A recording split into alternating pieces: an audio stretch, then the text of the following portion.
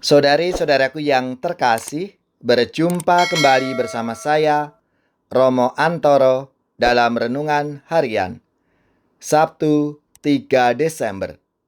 Hari ini kita bersama seluruh gereja Katolik, Pesta Santo Franciscus Xaverius, Imam dan Pelindung Karya Misi. Semoga di akhir pekan ini kita bersama keluarga dan komunitas kita selalu dalam keadaan baik, tetap sehat, dan bersemangat. Hari ini kita bersama-sama akan merenungkan Injil Suci menurut Markus bab 16 ayat 15 sampai 20. Marilah kita mengawali renungan kita dengan tanda kemenangan Kristus. Dalam nama Bapa dan Putra dan Roh Kudus. Amin. Pada suatu hari, Yesus yang bangkit dari antara orang mati menampakkan diri kepada ke-11 murid dan berkata kepada mereka, "Pergilah ke seluruh dunia, beritakanlah Injil kepada segala makhluk. Siapa yang percaya dan dibaptis akan diselamatkan, tetapi siapa yang tidak percaya akan dihukum.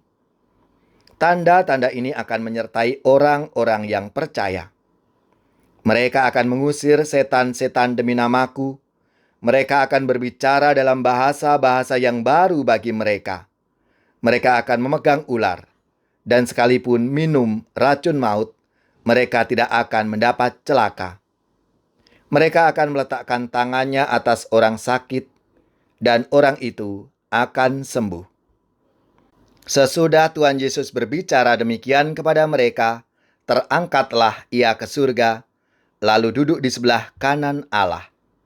Mereka pun pergilah, memberitakan Injil ke segala penjuru, dan Tuhan turut bekerja dan meneguhkan firman itu dengan tanda-tanda yang menyertainya. Demikianlah sabda Tuhan. Terpujilah Kristus.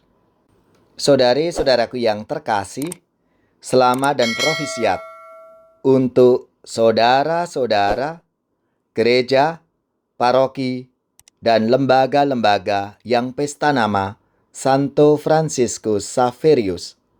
Semoga semangatnya memberi inspirasi dalam hidup dan karya pelayanan kita semua. Kerinduan umat, khususnya umat yang sedang sakit, adalah mendapatkan pelayanan dan kehadiran imam dalam saat-saat kritisnya, yaitu bisa menerima sakramen pengurapan orang sakit. Dalam kondisi seperti itu, kehadiran dan sapaan seorang imam sungguh membuat umat bersukacita dan merasakan kehadiran Tuhan Yesus sendiri. Tentu ini membutuhkan seorang pelayan yang siap sedia untuk diutus, sebagaimana yang diserukan dalam sabda Tuhan hari ini. Sebelum terangkat ke surga, Yesus memberikan wasiat kepada para murid-Nya untuk pergi ke seluruh dunia dan membaptis mereka. Apa yang disampaikan Yesus kepada para murid-Nya tidak lain adalah tanggung jawab misi dan pelayanan bagi seluruh dunia untuk menguduskan dunia melalui karya dan pelayanan yang tulus dan ikhlas. Perintah pergi bisa dimaknai keluar dari zona nyaman kehidupan kita untuk mendatangi umat, memberikan harapan, meneguhkan, menyembuhkan, dan melakukan karya pengudusan. Ada beragam cara untuk mewujudkannya.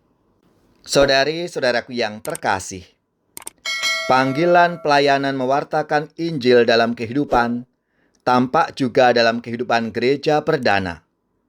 Rasul Paulus dengan tegas mengatakan bahwa kemegahannya ialah dia boleh mewartakan Injil tanpa upah. Bagi Paulus, upah yang terbesar adalah boleh menjadi pewarta Injil. Baginya, mewartakan Injil tidak lain adalah menjadi solider, peduli, terlibat, dan hadir dalam persoalan nyata dunia. Apa yang dilakukan Paulus diteruskan oleh Santo Fransiskus Xaverius yang hari ini kita rayakan pestanya. Fransiskus Xaverius mengikuti apa yang dimandatkan Yesus kepada para muridnya. Pergi dan mewartakan Injil ke seluruh dunia, serta membaptis semua orang dalam namanya. Saudari-saudaraku yang terkasih, kita semua sebagai murid-murid Kristus juga dipanggil yang sama untuk mewartakan kabar gembira, mewartakan Injil dalam setiap langkah kehidupan kita. Apa yang menjadi panggilan hidup kita masing-masing, disitulah kita diajak untuk menghadirkan Kristus dalam diri kita.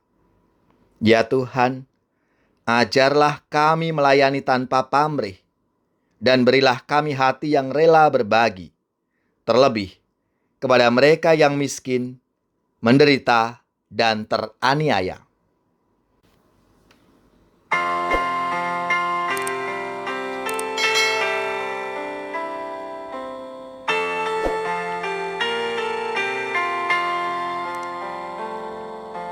Pergi ke seluruh dunia,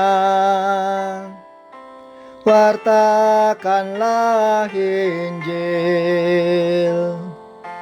Pergi ke seluruh dunia, wartakanlah Injil. Semoga saudari-saudara sekalian, keluarga-keluarga dan komunitas kita, orang-orang yang kita doakan, mereka yang sakit, yang menderita, seluruh tugas, belajar, pekerjaan, usaha, serta karya pelayanan kita, dibimbing, dilindungi dan diberkati oleh Allah yang Maha Kuasa, Bapa dan Putra dan Roh Kudus. Amin.